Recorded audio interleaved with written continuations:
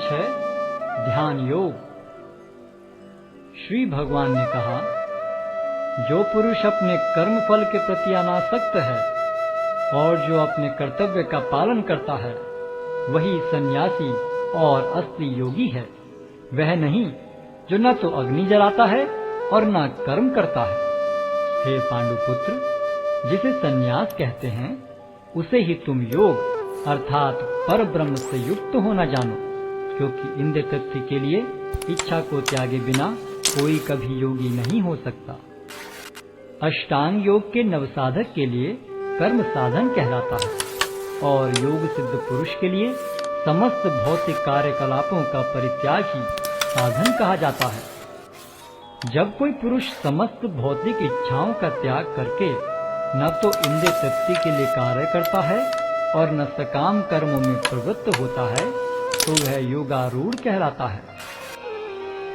मनुष्य को चाहिए कि अपने मन की सहायता से अपना उद्धार करे और अपने को नीचे न गिरने दे। यह मनबद्ध जीव का मित्र भी है और शत्रु भी। जिसने मन को जीत लिया है, उसके लिए मन सर्वश्रेष्ठ मित्र है, किंतु जो ऐसा नहीं कर पाया, उसके लिए मन सबसे बड़ा शत्रु बना रहेगा। जिसने मन को जीत लिया है, उसने पहले ही परमात्मा को प्राप्त कर लिया है, क्योंकि उसने शांति प्राप्त कर ली है। ऐसे पुरुष के लिए सुख दुख, सर्दी गर्मी एवं मान अपमान एक से है। वह व्यक्ति आत्म साक्षात्कार को प्राप्त तथा योगी कहलाता है, जो अपने अर्जित ज्ञान तथा अनुभूति से पूर्णतया संतुष्ट रहता है। ऐसा व्यक्ति अध्यात्म को प्राप्त तथा जितेंद्रिय कहलाता है। वह सभी वस्तुओं को, चाहे वे कंकड़ हों, पत्थर हों या कि सोना, एक समान देखता है। जब मनुष्य निष्कपट हितैषियों, प्रिय मित्रों, तटस्थों, मध्यस्थों, ईश्वालुओं, शत्रुओं तथा मित्रों, पुण्यात्माओं एवं पापियों को समान भाव से देखता है, तो वह और भी उन्नत माना जाता है। योगी को चाहिए कि वह सदैव अपने शरीर, मन तथा आत्मा को परमेश्वर में लगाए, एकांत स्थान में रहे और बड़ी सावधानी के साथ अपने मन को वश में करे। उसे समस्त आकांक्षाओं तथा संग्रह भाव की इच्छाओं से मुक्त होना चाहिए। योगाभ्यास के लिए योगी एकांत स्थान में जाकर भूमि पर कुशा बिछा दे और फिर उसे मृगछाला से ढके तथा ऊपर से मुलायम वस्त्र बिछा दे। आसन न तो बहुत ऊंचा हो न बहुत नीचा, यह पवित्र स्थान में स्थित हो। योगी को चाहिए कि इस पर दृढ़ता पूर्वक बैठ जाए और मन, इंद्रियों तथा कर्मों को वश में करते हुए तथा मन को एक बिंदु पर स्थित करके हृदय को शुद्ध करने के लिए योगाभ्यास करे। योगाभ्यास करने वाले को चाहिए कि वह अपने शरीर, गर्दन तथा सिर को सीधा रखे और नाक के अगले सिरे पर दृष्टि लगाए। इस प्रकार वह अविचलित तथा दमित मन से, भय रहित, विषयी जीवन से पूर्णतया मुक्त होकर अपने हृदय में मेरा चिंतन करे और मुझे ही अपना चरम लक्ष्य बनाए। इस प्रकार शरीर, मन तथा कर्म में निरंतर संयम का अभ्यास करते हुए संयमित मन वाले योगी को इस भौतिक अस्तित्व की समाप्ति पर भगवत धाम की प्राप्ति होती है।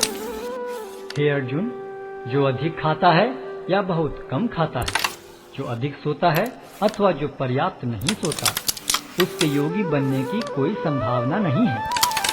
जो खाने, सोने, आमोद प्रमोद तथा काम करने की आदतों में नियमित रहता है, वह योगाभ्यास द्वारा समस्त भौतिक क्लेशों को नष्ट कर सकता है।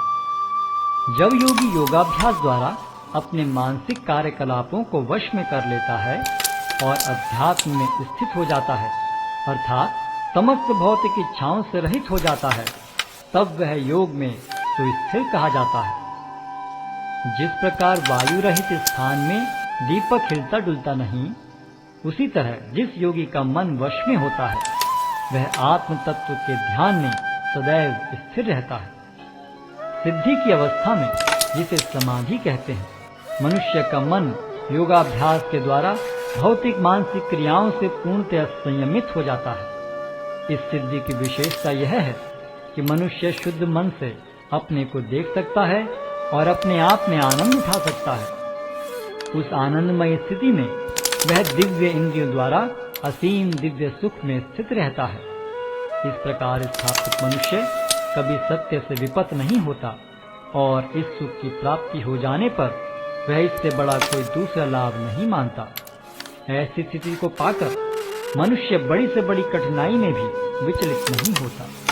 यह निस्संदेह भौतिक संसर्ग से उत्पन्न होने वाले समस्त दुखों से वास्तविक मुक्ति है। मनुष्य को चाहिए कि संकल्प तथा श्रद्धा के साथ योगाभ्यास में लगे और पथ से विचलित न हो। उसे चाहिए कि मनोधर्म से उत्पन्न समस्त इच्छाओं को निरपवाद रूप से त्याग दे और इस प्रकार मन के द्वारा सभी ओर से इंद्रियों को वश में करे। धीरे धीरे क्रमशः पूर्ण विश्वास पूर्वक बुद्धि के द्वारा समाधि में स्थित होना चाहिए और इस प्रकार मन को आत्मा में ही स्थित करना चाहिए और अन्य कुछ भी नहीं सोचना चाहिए। मन अपनी चंचलता तथा अस्थिरता के कारण जहाँ कहीं भी विचरण करता हो, मनुष्य को चाहिए कि उसे वहां से खींचे और अपने वश में लाए। जिस योगी का मन मुझ में स्थिर रहता है वह निश्चय ही दिव्य सुख की सर्वोच्च सिद्धि प्राप्त करता है। वह रजोगुण से परे हो जाता है। वह परमात्मा के साथ अपनी गुणात्मक एकता को समझता है और इस प्रकार अपने समस्त विगत कर्मों के फल से निवृत्त हो जाता है। इस प्रकार योगाभ्यास में निरंतर लगा रहकर आत्म संयमी योगी समस्त भौतिक कर्म से मुक्त हो जाता है और भगवान की दिव्य प्रेम भक्ति में परम सुख प्राप्त करता है। वास्तविक योगी समस्त जीवों में मुझको और मुझ में समस्त जीवों को देखता है। निस्संदेह स्वरूप सिद्ध व्यक्ति मुझ परमेश्वर को सर्वत्र देखता है। जो मुझे सर्वत्र देखता है और सब कुछ मुझ में देखता है, उसके लिए न तो मैं कभी अदृश्य होता हूँ और न वह मेरे लिए दृश्य होता है। जो योगी मुझे तथा परमात्मा को अभिन्न जानते हुए परमात्मा की भक्ति पूर्वक सेवा करता है, वह हर प्रकार से मुझ में सदैव स्थित रहता है।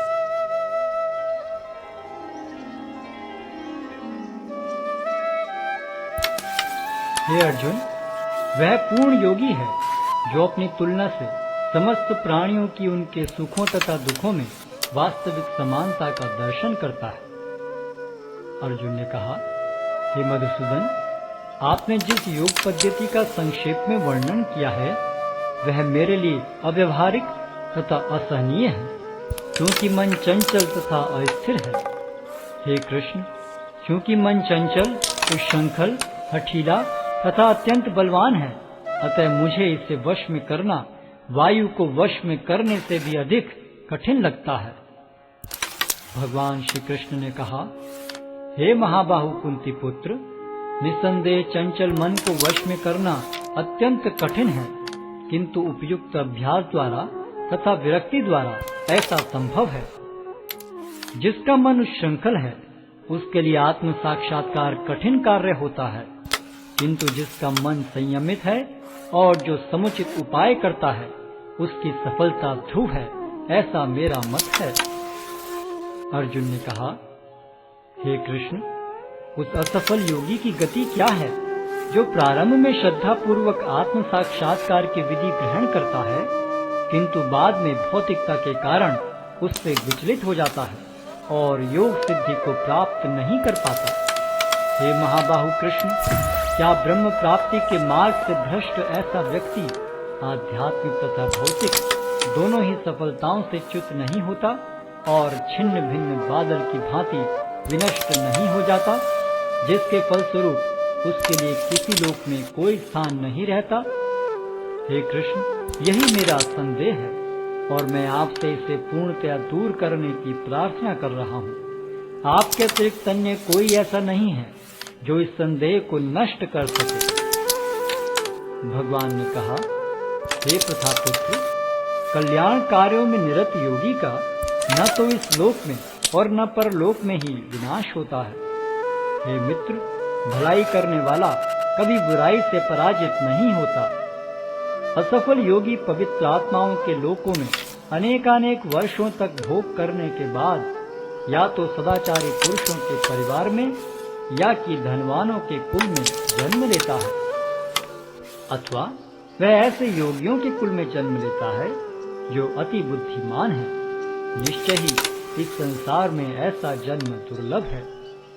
हे कुरुनंदन, ऐसा जन्म पाकर वह अपने पूर्व जन्म की दैविक चेतना को पुनः प्राप्त करता है और पूर्ण सफलता प्राप्त करने के उद्देश्य से वह आगे उन्नति करने का प्रयास करता है।